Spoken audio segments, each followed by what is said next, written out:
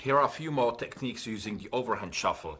First, an overhand shuffle that controls the top stock and the bottom stock at the same time.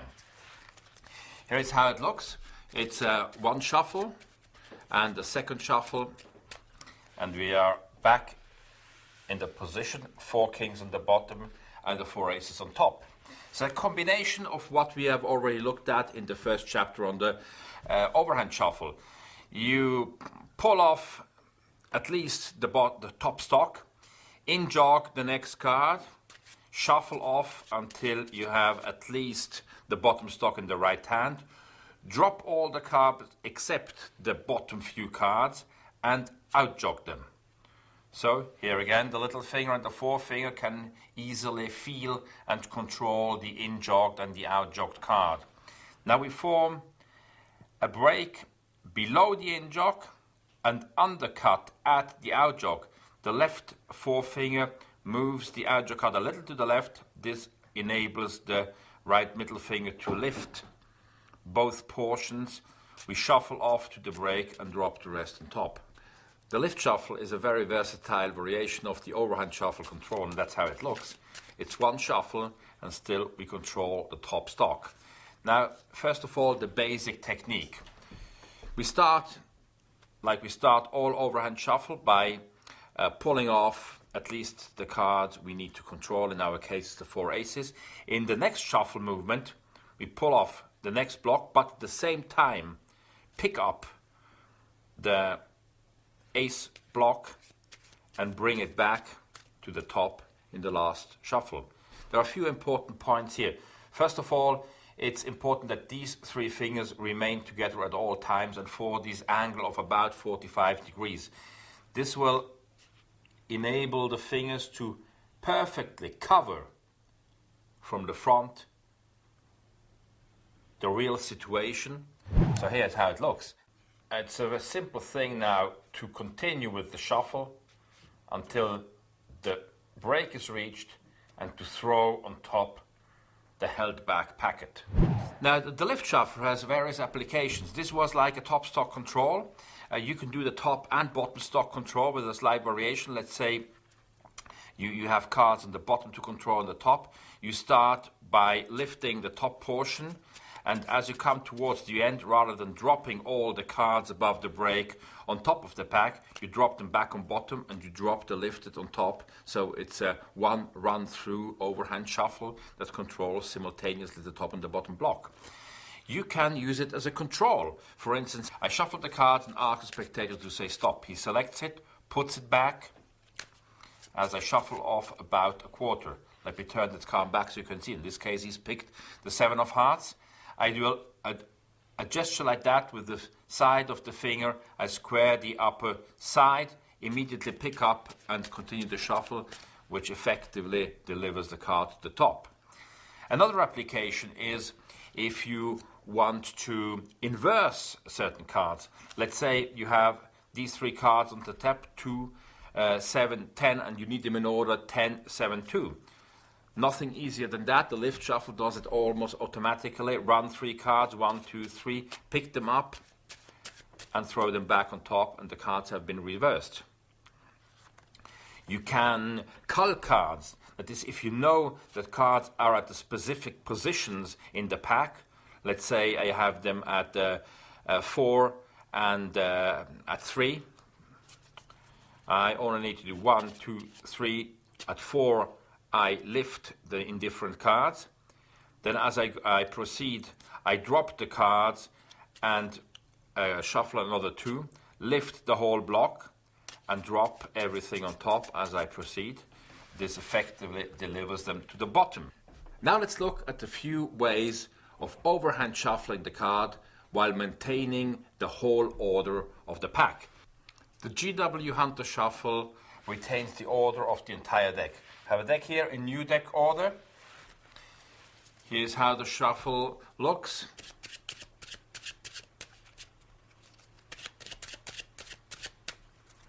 You're back in the same order. So here how it works. I undercut about half the pack, run 5, 6 cards. In our case, I'm going to do 5 cards, 1, 2, 3, 4, 5. Then I do something we've seen already before. I drop all the cards except the last few and in-jog them in the last movement. I undercut at the in-jog, run the originally run 5 cards back, 1, 2, 3, 4, 5, and drop the rest on top. Now, you can use a little bit longer run if you like 7 cards, and stop in between, making a comment, like say doing 1, 2, 3, 4, they say something, do another 3, and then do the in-jog, have a little pause, go back. Now do 5 and 2 maybe, like 1, 2, 3, 4, 5, make a little comment and go like 2, and drop the cards, and still, even though we don't need it, in-jog the bottom card. So if somebody watched you before and saw that some cards were out of alignment, now they see the same thing, but when we square the deck, they're going to be lost, and people will think, oh, he just shuffled carelessly. So that's the GW Hunter Shuffle. Very effective way of controlling the cards. The Optical Shuffle is a very deceptive shuffle, and if you look at this, even if I do it in slow motion, it will be very convincing. You can do it fast, you can do it very slowly. Still, the deck has been retained in perfect order. So here's what it is. You never let go of the cards. Basically, you're just moving the cards, the hands up and down in a shuffle movement. We're imitating this shuffle gestalt, but nothing happens. Now, how can this deceive an intelligent person? Different aspects help. First of all, the left thumb movement. The left thumb moves as if it was peeling cards. So we have this movement here, the left of the left thumb. The right hand, that's very important. There is a tendency to stiffen at this point, and of course it's important to keep this dynamics, which we already looked at in the normal overhand shuffle. So really keep this dynamic. The third aspect is the noise that the cards make when the upper packet strikes the top of the lower packet and goes up. So we combine now the three, the thumb movement, the dynamics and the sound, and to this we add a fourth element, which is the picking off of the card. It's just automatic. It happens by friction when the lower edge of the right hand packet hits the top of the lower packet. When you go up, it's going to pull up a few cards, which thanks to the law of gravity will fall down again. So here's the action, and you can do this very slowly or you can do this fast. It looks very, very convincing. Now if you do it the way I just did it now, you're constantly cutting the cards, so on the cyclical order of the deck is maintained.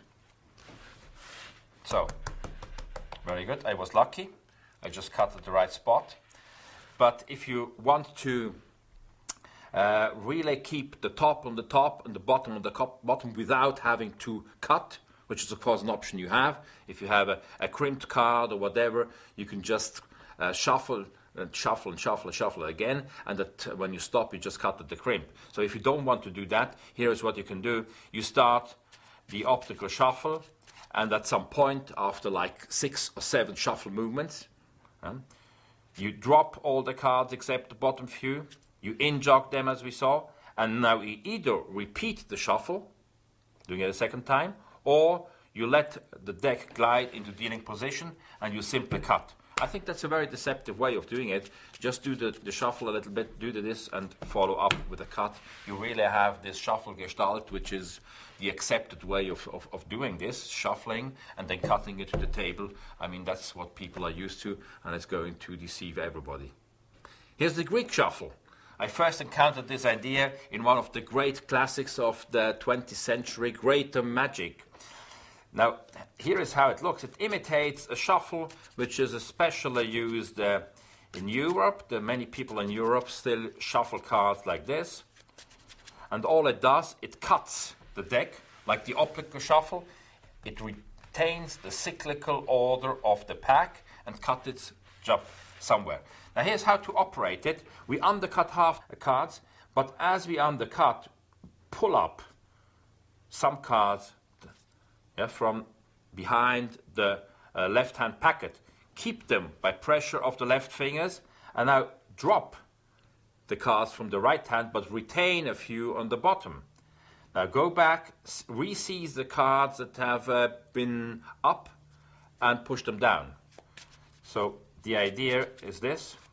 And of course you have to simulate a little bit resistance, because what we are really trying to imitate is that these cards are being cut into the others. So you have this sort of dynamics that we want to imitate.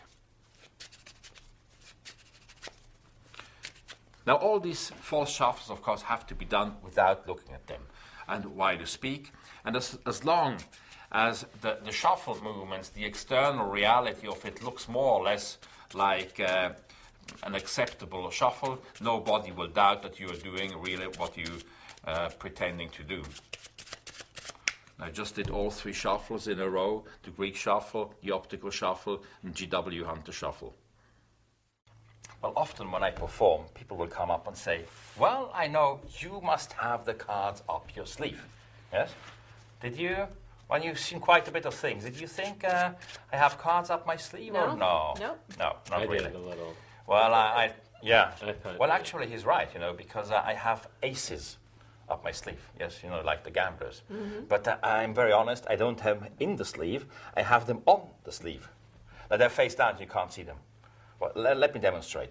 Let's say I'm taking 8 of spades, okay? It doesn't matter which card it is, and take maybe 10 of hearts, okay? If I take the 8 of spades and just, with the 8 of spades, I pick up the ace of spades. You see? You didn't see it? Mm-hmm. Of course, that was one ace over here, but I have a second ace which is over there. It takes a little time until it sticks. Now it sticks. Do you see? Ace of clubs. Now, if you rub, if you do like this, you know what happens? There's a lot of hot air. Yes, and if it's very hot, it's very hot, the cards turn red. What the heck? Yes, it's true. I'm watching from behind, so I can see that. Now, of course, you wonder, where are the 2 black aces? Well, they're going back up my sleeve, so I have to shake them out. Look, shake, comes out. But don't shake too hard, otherwise you have a hard time catching it. I like that one. Yeah. You want to check my sleeves? Aces off, the cuff inspires itself from different sources.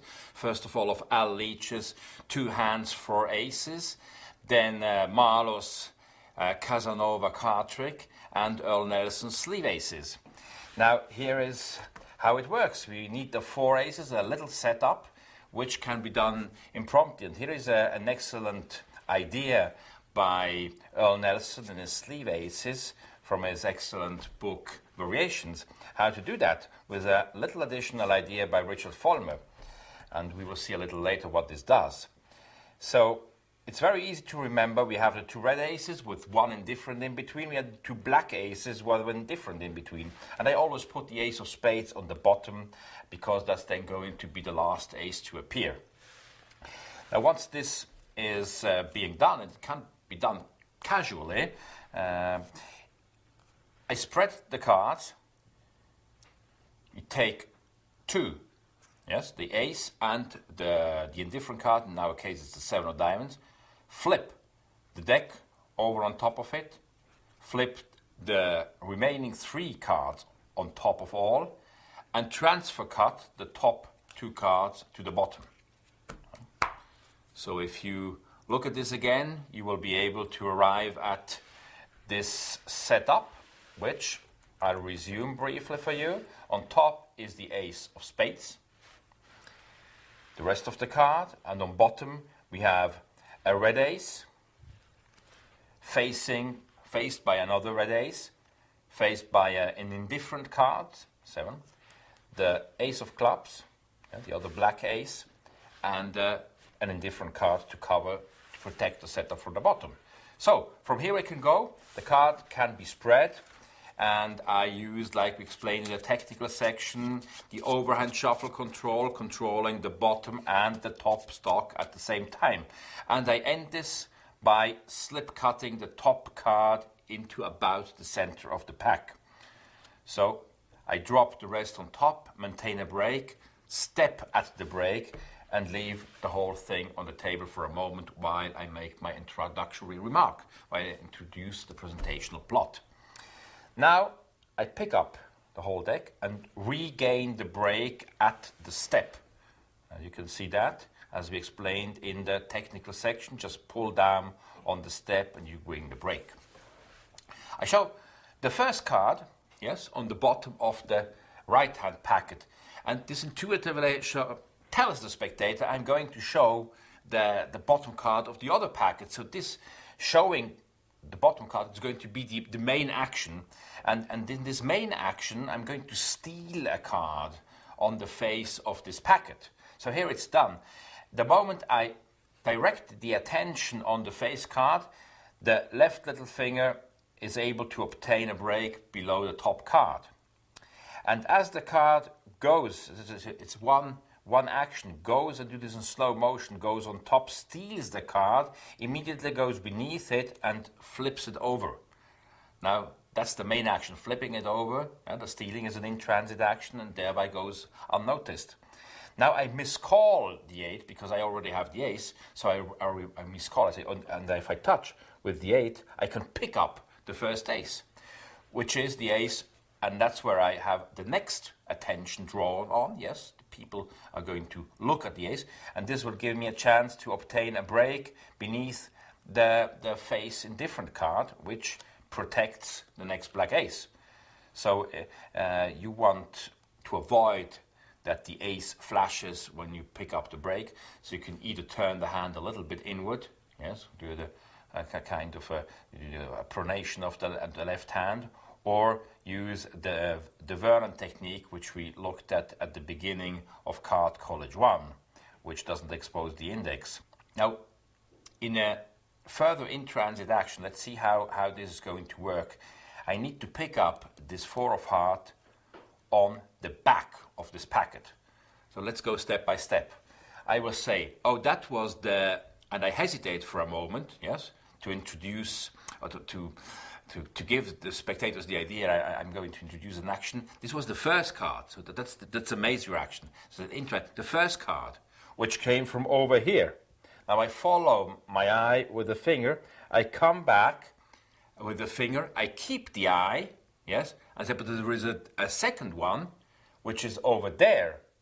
And I follow with the eye, and the spectator following the gesture and follows the eye. I go down still, keeping the gaze over here, flip over the packet here, and immediately go over there. So the ace has been freed because we've stolen the indifferent card. At that moment, I like to prepare for the next change, which is a color change. So I need to pick up a break beneath 3 cards from the face.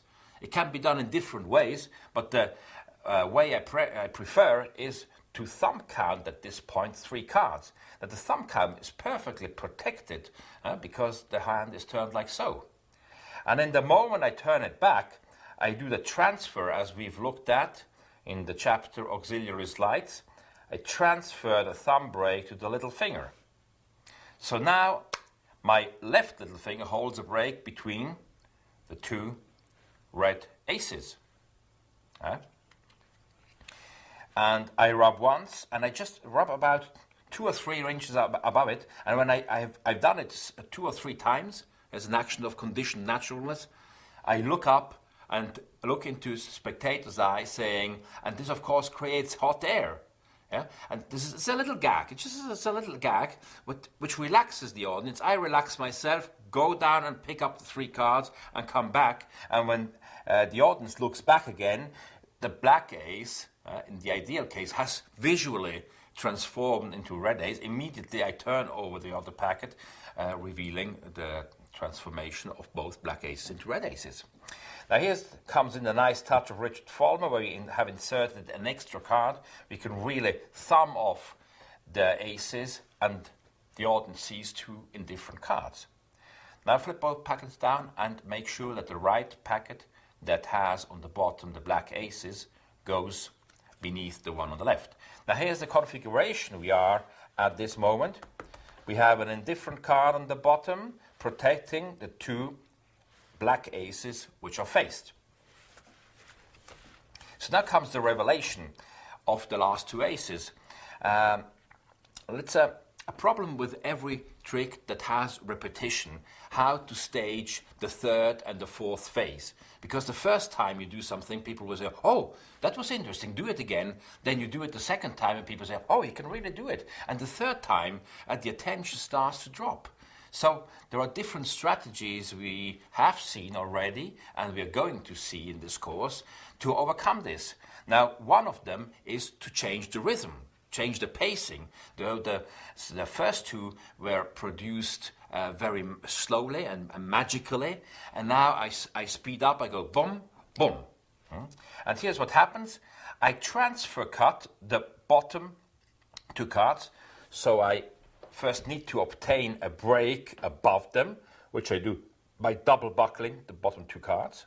Do the double buckle on the bottom two cards, which allows me to take. I do the first action of a transfer cut, of a double cut actually, and I put it on the bottom.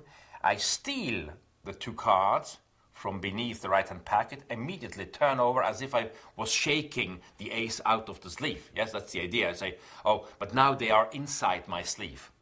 Go like this, it comes out, and while I thumb off the third ace, this covers the action of the right hand, which is sort of a side glide.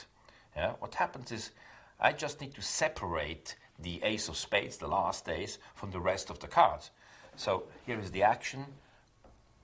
It's similar to the glide where the right hand holds the sides, only that now you have the packet in end grip. So you go like this, and this is the gap where the left hand goes in and flips the card out. So here's how it looks. And the last ace, you don't shake too much, otherwise you have a hard time catching it.